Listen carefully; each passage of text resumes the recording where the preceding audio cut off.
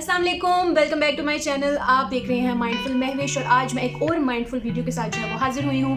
पहले तो मैं माजरत करना चाहती हूँ कि मैं रेगुलरली वीडियोस नहीं डाल सकी, बट इंशाल्लाह अब से मैं कंसिस्टेंट अपने अंदर वो लाऊंगी, हैबिट बनाऊंगी कि मैं हर हफ्ते एक वीडियो ज़रूर डालूँ।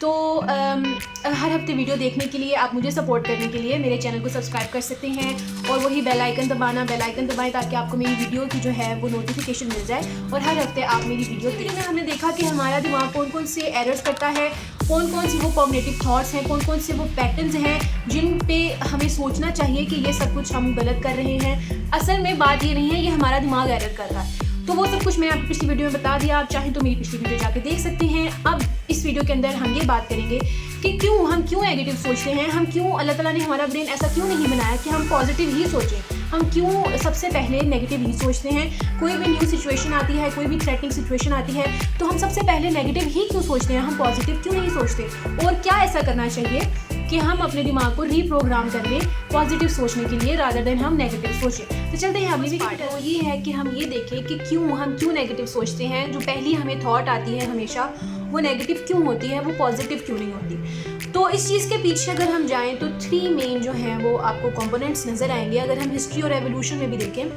तो जो सबसे पहली चीज़ आती है वो ये है कि हम हमेशा जो अनफेमिलियर चीज़ होती है, अनफेमिलियर सिचुएशन होती है, अनफेमिलियर बिहेवियर्स होते हैं, जो भी चीज़ हमारे लिए अनफेमिलियर है उससे हमने दूर भागना है। ये हमारी इंस्टिंक्ट है, नेचुरल इंस्टिंक्ट है। यानी कि ये अल्लाह ताला ने, जिस तरह आप एक सेलफोन ख़रीदते हैं तो उसके अंदर कुछ ऐसे डिफ़ॉल्ट फीचर्स आते हैं जो कि आप डिलीट नहीं कर सकते, जो कि उसके कहते ना एक बेस होती है। तो वो डिफ़ॉल्ट फीचर्स जो हैं अल्लाह ताला ने इंसानों के अंदर भी डाले हैं। तो समझें कि जो हमारी इंस्टिंक्ट है ना, वो जो हमारा डिफ़ॉल्ट फीचर है, ये हमारा डिफ़ॉल्ट फीचर है कि जो भी चीज़ हमारे लिए अनफेमिलियर होती है वो हमें लगता है कि वो एक थ्रेट है हमारे लिए, ठीक है, वो ख़तरे का निशान है हमारे अंदर। जैसे ही हम कोई अनफेमिलियर चीज़ देखते हैं, अनफेमिलियर बिहेवियर या सिचुएशन आती है तो फ़ौरन हमारे अंदर जो है ना वो एक लाल कलर की बत्ती जो है वो चलना शुरू हो जाती है कि ये अनफेमिलियर सिचुएशन है और अब मेरा जो है वो सर्वाइवल।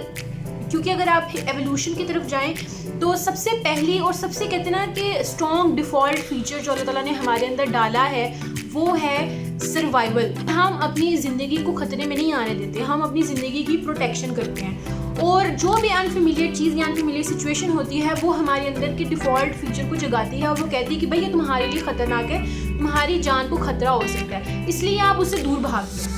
जो फेमिलियर चीज़ें हैं वो आपको अच्छी लगती हैं क्योंकि आपको पता होता है आप उसके साथ कंफर्टेबल हैं, आपकी ज़िंदगी ख़तरे में नहीं है, ज़िंदगी अच्छी चल रही है, वो एक आपका कंफर्ट जोन है। और जो भी चीज़ उस चीज़ से बाहर है, जो भी चीज़ अनफेमिलियर है, वो आपके लिए ख़तरे का निशान है।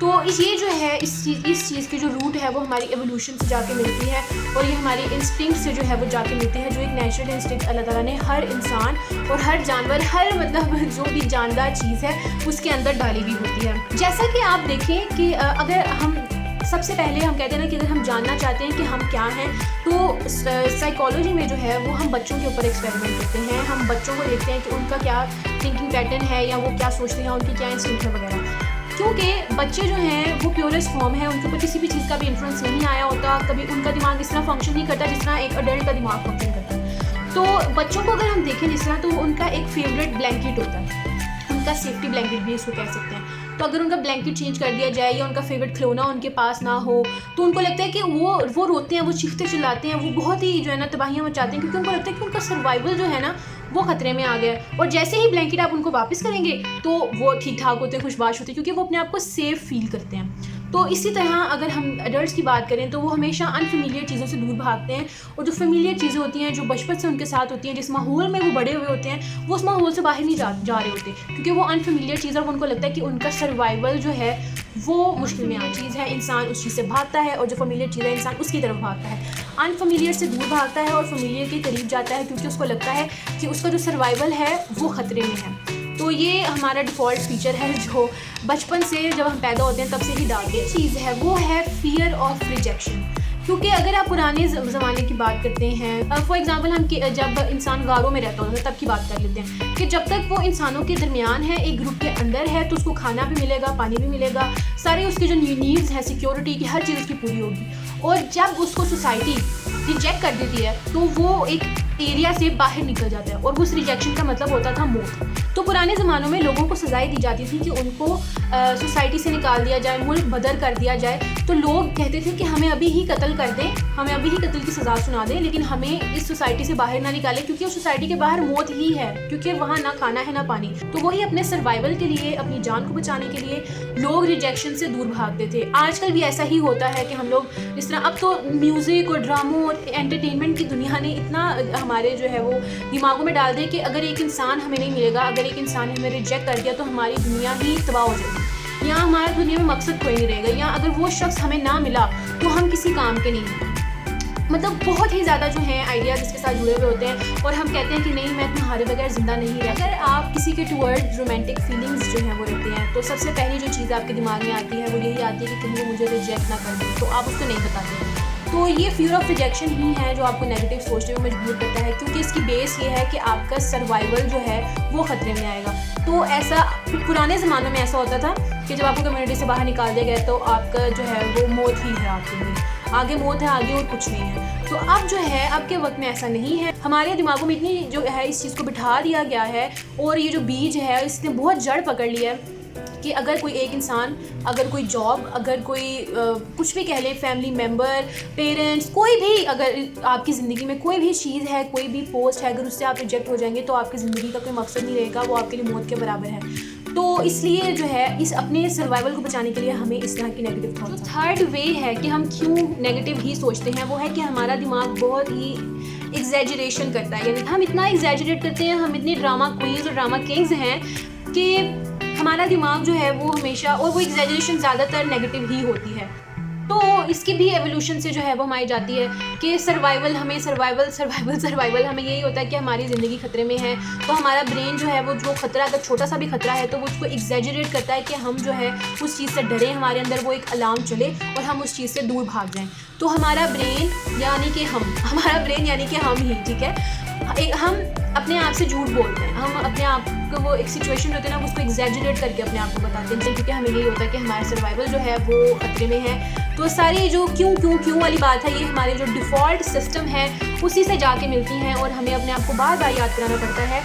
तो हमें बार बार ब्रेन को याद कराना पड़ता है कि ब्रेन, मेरा सर्वाइवल मुश्किल में नहीं है, इसलिए तुम इस तरह की बातें ना करो। अब हम वीडियो के सेकंड पार्ट की तरफ चलते हैं, जहाँ पे हम देखेंगे कि वो कौन से 4 तरीके हैं जिससे हम अपने दिमाग को रिप्रोग्राम। सबसे पहली इंपॉर्टेंट और पावरफुल चीज़ है कि हम कैसे अपने दिमाग को हैप्पी थॉट्स, पॉजिटिव थॉट्स की तरफ लेके जा सकते हैं। तो सबसे पहली चीज़ है, जो सबसे पहला फैक्ट है वो ये है कि आपका दिमाग जो है उसको फ्यूचर या पास्ट की समझ नहीं आती है, आपके दिमाग को हमेशा प्रेजेंट की समझ आती है। जिस तरह अगर आप सोच रहे हैं कि अगले 5 साल में आपके 6 पैक्स होंगे, ठीक है, और आप कह रहे हैं कि पता नहीं ऐसा क्यों है कि मैंने गोल तो बना लिया लेकिन मुझसे काम नहीं हो रहा, क्योंकि आप फ्यूचर में सोच रहे हैं, फ्यूचर टेंस में सोच रहे हैं कि मैं ऐसा करूँगा, अगले 5 साल में या इतने सालों में मैं ये 6 पैक्स बना लूँगा। तो आपके ब्रेन को जो है वो इस चीज़ की समझ नहीं आई है, इसलिए आपके ब्रेन की वो प्रोग्रामिंग ही नहीं हुई कि वो आपको पुश करे कि आपने ये काम करना है, ठीक है। वो आपको रास्ते ही नहीं दिखा सकता कि आपने किस तरह स्टेप बाय स्टेप जाना है, क्योंकि आप फ्यूचर की बात कर रहे हैं। तो इस चीज़ को अपने जहन में बिठा लें कि अगर आप पॉजिटिव सोचना चाहते हैं और नेगेटिव थिंकिंग से दूर जाना चाहते हैं, अपने दिमाग को रिप्रोग्राम करना चाहते हैं, तो सबसे पहली चीज़ है वो ये है कि आप प्रेजेंट टेंस में बात करें कि मैं आपसे 6 पैक के लिए काम कर रहा हूँ,